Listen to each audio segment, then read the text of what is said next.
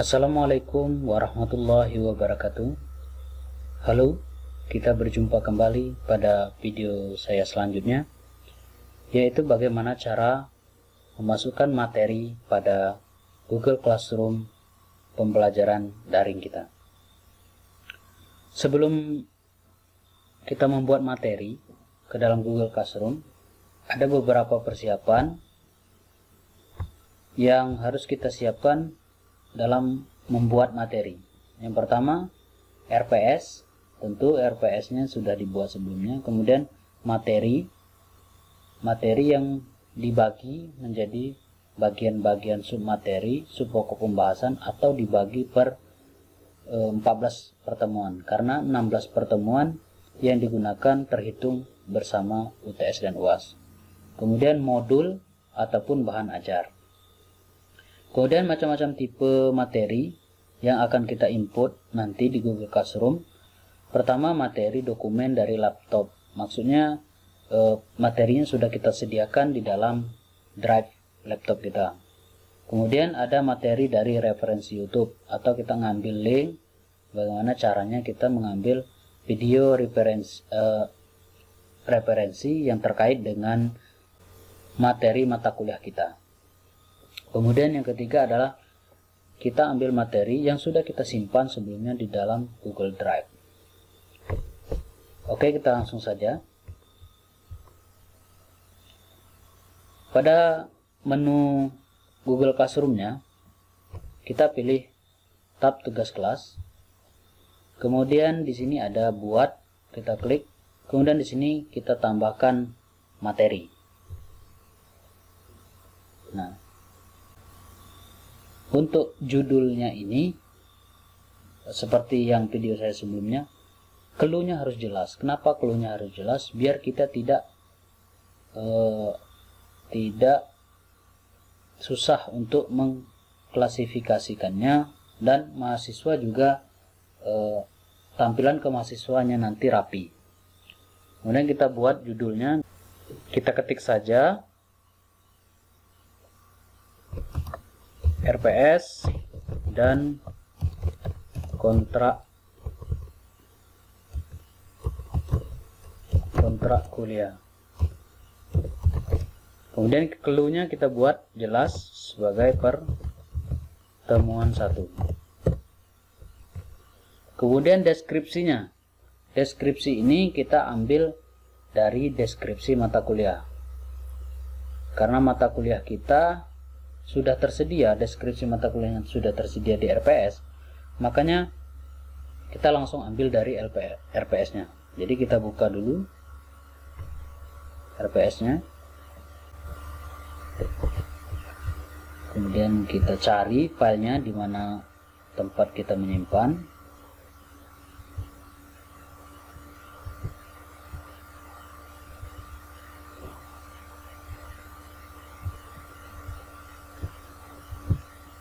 Nah, di sini RPS-nya.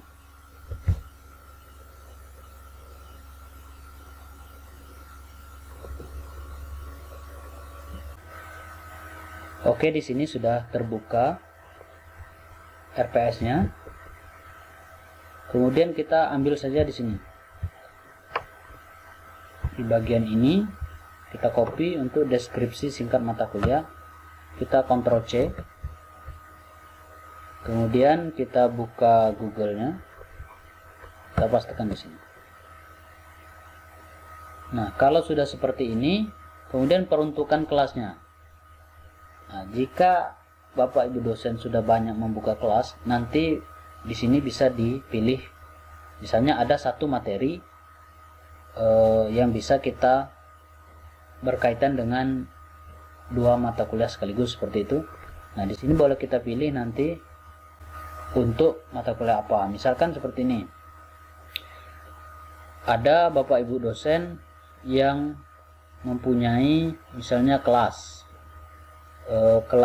mata kuliah 1, tetapi kelasnya banyak. Tentu materi dan bahan ajarnya dan RPS-nya semuanya sama. Maka yang kita lakukan adalah kita membuat dulu kelasnya sampai ke bagian di video saya yang kedua, di bagian 2. Jadi kita buat nama kelasnya, kita bedakan saja kelasnya kita bedakan. Misalnya ada kelas A, B, C, dan D, tapi sampai di tahap saya samakan dengan di tahap yang ke bagian kedua video saya, tahap penyusunan materi dan grade nilai. Topik maksud saya, nilai topik, kemudian di grade nilai. Semua settingnya sudah seperti itu, baru kita pilih di sini. Di sini. Ini karena saya ngajar 2 kelas, misalnya. Nah, bisa ini untuk RPS untuk kelas yang lain, seperti itu. Jadi sangat membantu sekali. Jadi kita memiliki banyak kelas, tapi upload materinya bisa sekaligus. Dengan cara seperti itu, kita pilih tanda panah, kemudian pilih nanti muncul kalau mata kuliahnya sama tapi kelasnya berbeda, seperti itu. Kemudian di semua siswanya tetap seperti ini. Kemudian topik sudah kita tentukan sebelumnya topik, maka biar dia rapi, maka ini termasuk ke dalam kategori topik materi.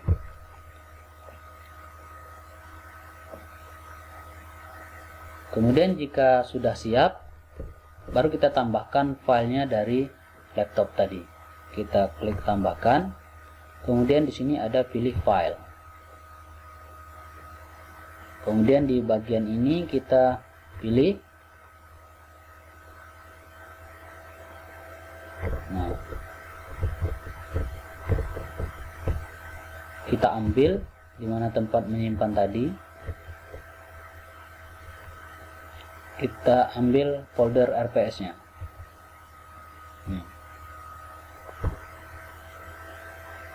Kemudian kita pilih upload sampai proses uploadnya selesai dan muncul di sini. Kemudian tibalah ke tahap terakhir, yaitu kita pilih posting. Di sini kita klik tanda panah. Di sini bisa kita atur apakah kita langsung posting, dalam artian judul dari deskripsinya sudah oke, kemudian RPS-nya kita cek sudah oke, maka kita tinggal posting. Atau bisa juga kita jadwalkan. Jadwalkan itu misalnya maunya kita materi RPS atau RPS ini baru muncul di dashboard mahasiswanya ketika jadwal yang sudah ditentukan. Misalnya kita ngajar jam misalnya September, di bulan September 2020, misalnya jam maksud saya hari Rabu misalnya jam 8, maka bisa kita jadwalkan seperti itu.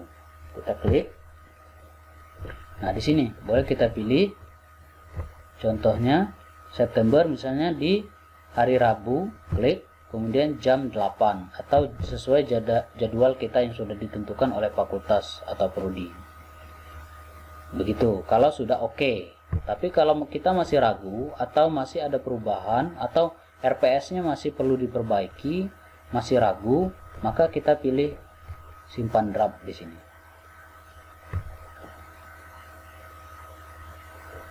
Nah, dia akan seperti ini. Nah, kalau kita simpan draft ini nanti bisa kita edit.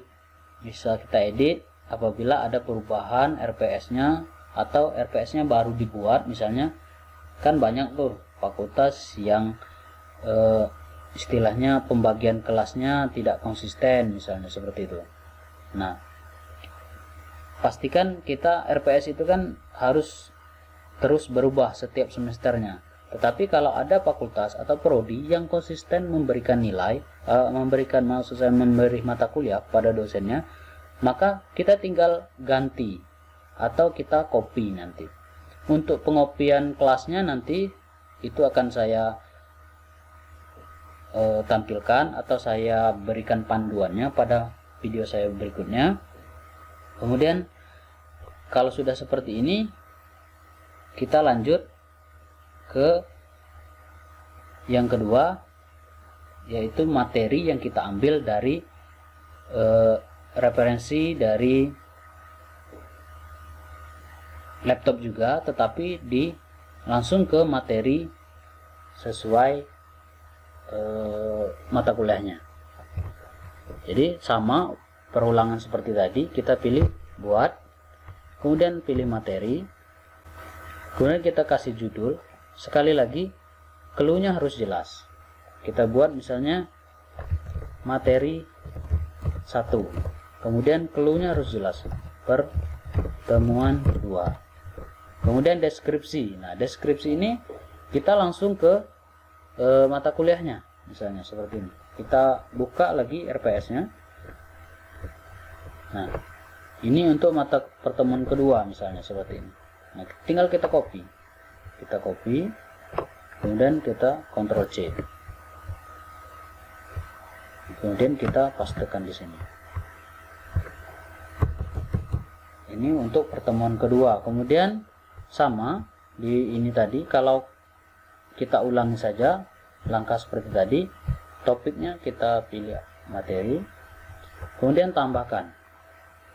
Nah, misalkan di sini kita ada menambahkan video misalnya.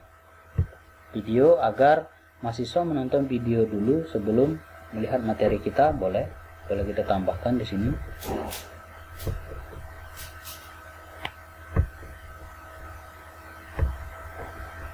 Nah, di sini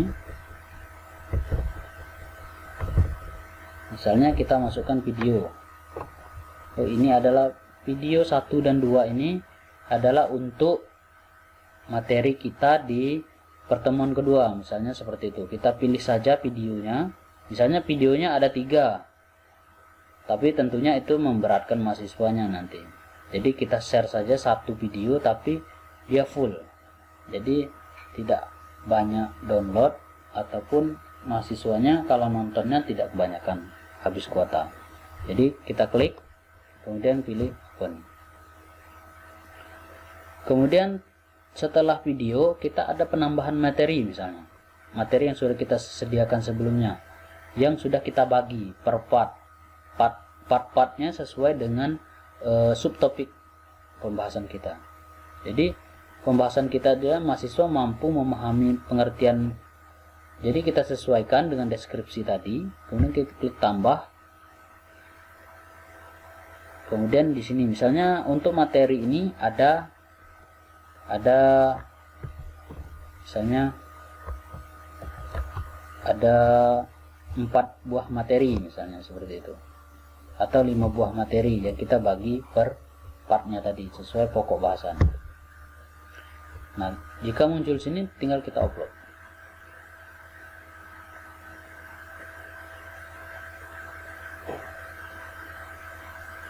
Kita tunggu sampai semuanya selesai.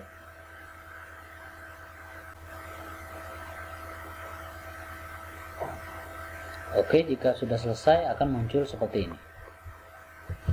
Sama tadi, kalau kita masih ragu, maka kita pilih posting. Kalau sudah oke, tinggal kita posting, maka dia akan muncul ketika nanti kita invite atau kita bagikan kode kelas kita di grup-grup WA kelas mahasiswa, maka mahasiswa langsung bisa melihat materi. Nah, di sini ada keuntungannya. Kenapa? Kalau materinya sudah kita bagikan sebelumnya, ada waktu untuk mahasiswa belajar.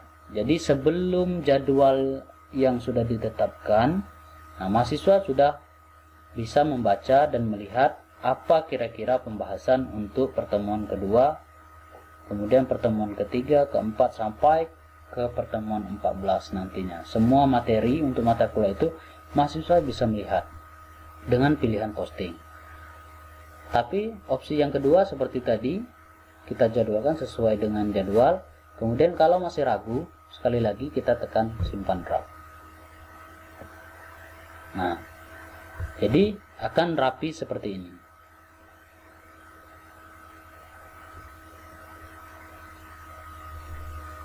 Kemudian kita masuk ke kategori materi yang kedua, yaitu tadi ambil dari link YouTube.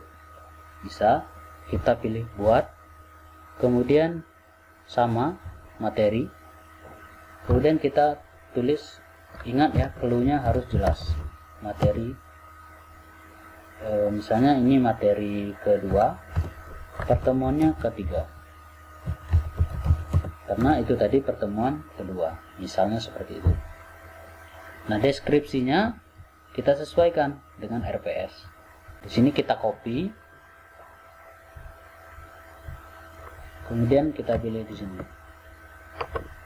Nah, kalau ini di pertemuan saya ini ada 3-4, maka kita tinggal strip saja, strip 4, pertemuan 3 dan 4 misalnya. Kita klik tambah, misalnya kita ambil dari YouTube, misalnya seperti ini, misalnya seperti itu. Kita cari, nah seperti ini, saya contohkan saja video saya, misalnya klik, kemudian pilih tambahkan. Sudah seperti itu. Misalnya setelah dari YouTube ini, kita nanti akan membuat tugas. Nah, baru nanti kita atur sebagai tugas 1 untuk pertemuan 3 dan 4, seperti itu. Sama seperti tadi, kita ulangi, pilih materi, kemudian di sini kalau masih ragu, kira masih ada perubahan, kita pilih simpan draft. Itu untuk kategori materi yang kita ambil dari YouTube. Yang pertama tadi ambil dari laptop, kemudian yang kedua kita ambil dari YouTube, kemudian yang kategori materi yang terakhir, misalnya kita ambil dari modul atau bahan ajar. Kita klik, misalnya di sini materi ke-3, pertemuan 5. Nah, kemudian kita copy sesuai RPS-nya.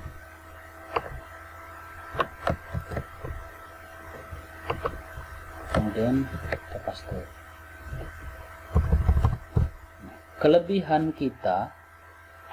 kita memiliki modul atau bahan ajar yang sudah kita siapkan sebelumnya, tentu dengan daftar isi dan halaman-halaman. Nah, kelebihan dari kita menyiapkan bahan ajar dari modul itu tersendiri, untuk proses penginputan materi ini kita hanya perlu 2 kali proses. Kenapa? Karena di proses pertama kita hanya menginputkan RPS dan kontrak kuliah, kemudian proses kedua kita hanya menginputkan materi, tulis mata kuliahnya, misalnya materi mata kuliah dasar pemrograman web. Nah, kemudian kita isi deskripsi, kita tulis tujuannya apa, untuk harapan kita, atau deskripsi mata kuliahnya secara lengkap apa, kita tinggal tambahkan modul. Nah, untuk pembagian tugas, postingannya kita tinggal tugas aja, klik tugas, nanti klik tugas, kemudian kita jadwalkan tugasnya di hari apa, misalnya di pertemuan ke-6. Jadi perintahnya di tugas itu nanti langsung, misalnya kita ambil tugas 1 pertemuan 5 misalnya, langsung instruksinya jelas di sini. Misalnya buka modul halaman sekian, misalnya halaman 39 sampai 48, kemudian kerjakan latihan 1 dan latihan 2, seperti itu. Jadi petunjuknya ringkas. Itu kelebihan kalau kita sudah memiliki bahan ajar berupa modul. Jadi tinggal kita masukkan ke dalam materi ini. Klik tambah, kemudian pilih file, sama seperti tadi.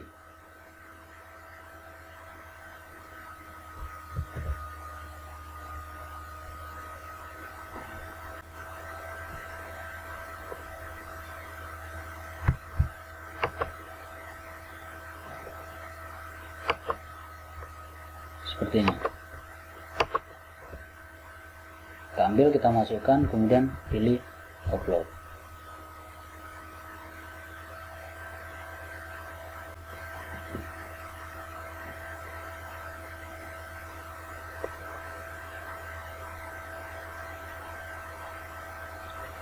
Jadi kalau kita sudah memiliki modul, maka yang kita perlu setting adalah absensi, kemudian tugas pada pertemuan-pertemuan berikutnya yang kita jadwalkan sesuai dengan jadwal yang telah ditetapkan oleh fakultas. Jadi kalau kita punya modul, maka prosesnya bisa kita persingkat. Topiknya sama seperti tadi, kita pilih materi. Nah, jika masih ragu, kita ulangi lagi, pilih simpan draft. Nah, maka dia akan rapi seperti ini. Kemudian yang terakhir adalah bagaimana kita mengambil materi yang sudah tersimpan dalam folder Google Drive kita misalnya. Yang terakhir adalah bagaimana cara kita mengambil materi yang sudah tersimpan di dalam Google Drive kita. Jadi sama seperti sebelumnya, klik buat, kemudian materi. Kita anggap ini adalah materi yang keempat. Materi keempat, pertemuan 6. Kita anggap seperti itu. Jadi clue-nya jelas ya. Kemudian deskripsinya kita ambil dari RPS misalnya.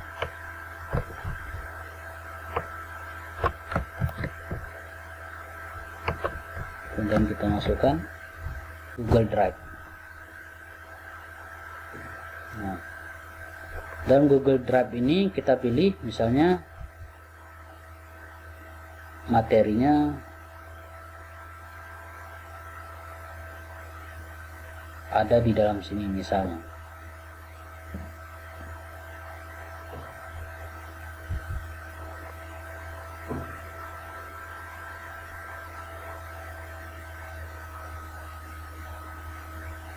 Nah, misalnya ini.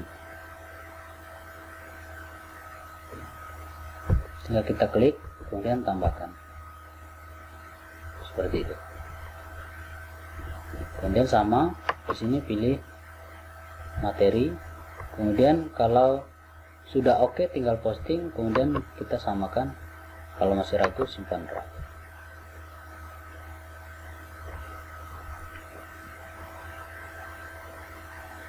Mungkin itu saja untuk